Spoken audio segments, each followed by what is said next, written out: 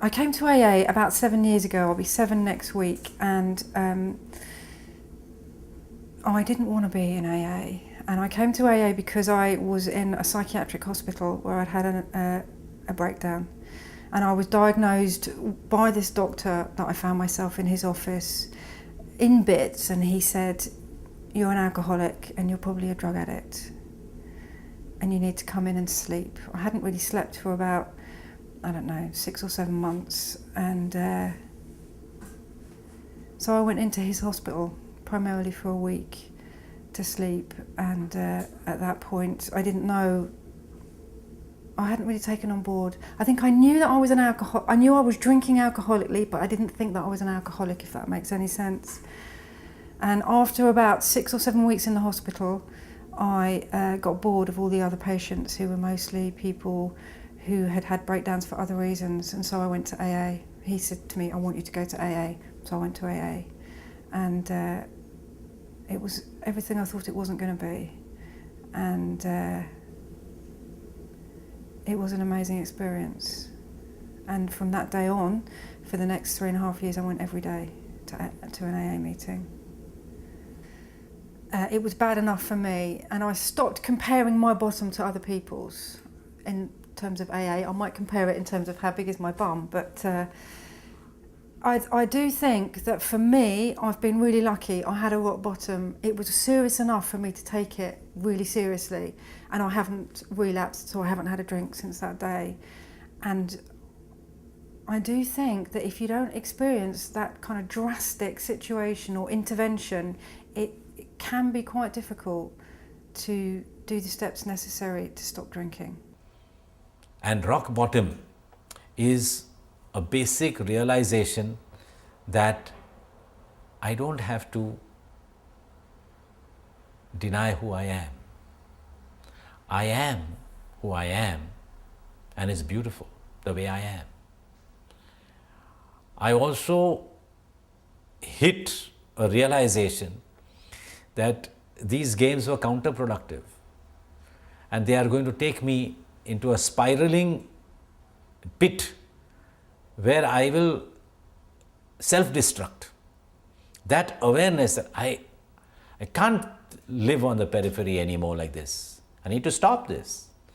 And another thing that was characteristic of my using and drinking was I didn't ever really end the night with the same people that I started out with. It was somehow I wound up with a whole different crew, or with a different person than I began it with. So that all was going on this evening. But the thing that really stood out about this particular night, Lindsay, was that I couldn't explain to the person that I was with where I lived. Because I was in a relationship with my mother, and you know, what can one do? One's a child, one can't get out of that relationship. So one learns to adapt to it. And the inability to tune out. And so no matter how much I got screamed at by either my mother or by my first long-term relationship, because there was a lot of screaming, I could pull into the shell of not hearing. And it would be like I'd be looking from within my body through eyes that were at the end of long binoculars. And they were an outer shell and I was inside protected. And that's how I would feel when I was being screamed at by somebody for reasons that didn't seem justified to me. Well, I had a really big, I overdosed in my apartment, and my mother had this really bad feeling, and she removed the hinges off the door of my apartment, and I was blue. She took me out. I was 26, and they took me to the hospital, and I was pronounced dead.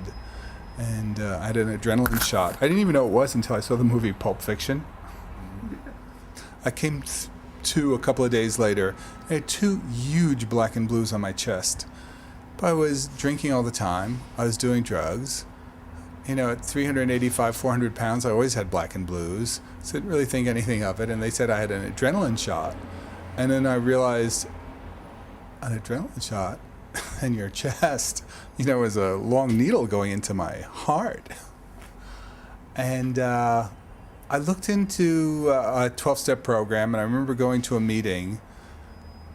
I mean, I was 26 at the time. It seemed like a bunch of 40-year-old guys in trench coats. I said, what a group of losers these are. And, I thought I could do it on my own. That own self-reliance of I could do it on my own and I didn't need anybody else. I think that's a big part of most addicts want to do it on their own or just can't even ask for help. And I think I was too uncomfortable to ask for help or not knowing what help was. And it kept me out for years on my own preconceived knowledge of what programs were, what 12-step programs were. I can remember when I went to my first meeting to deal with the overeating. I went to that program, and on the way there, I started to talk to myself, and I said, why are you doing this? You don't really want to go into another 12-step program. You don't really want to do this. And I was just really trying to convince myself to turn around and go home. And then suddenly I realized how many hundreds of times I had tried to approach this problem through my own efforts. And I said, Jack, you're not going to recover by yourself. You're not going to get better by yourself. You never have. Just keep going. So I went to my first meeting. In 1984, I was doing a piece at what was then the Quaig Theater, with these 3 short plays by Yeats, and or 2, and I met another person who since has become a yoga teacher, and she noticed, that I wouldn't just have a glass of wine after the rehearsal. I had a 12-ounce glass that I grasped like a gun barrel, and it was just, and she said, so we became friends and friendly, and she says, you might want to take a look at this. And I says, what do you mean? Well, I said, you come to rehearsal, you smell like you've been out all night, those pheromones, when somebody says, was tanked up the night before, this stuff just reeks out of you, and you don't smell it, but everybody else smells it. And I says, what do you mean? She says, well, I know exactly what you're going through, because I'm in the program, and this is the way it is. And so she took me to my first meeting.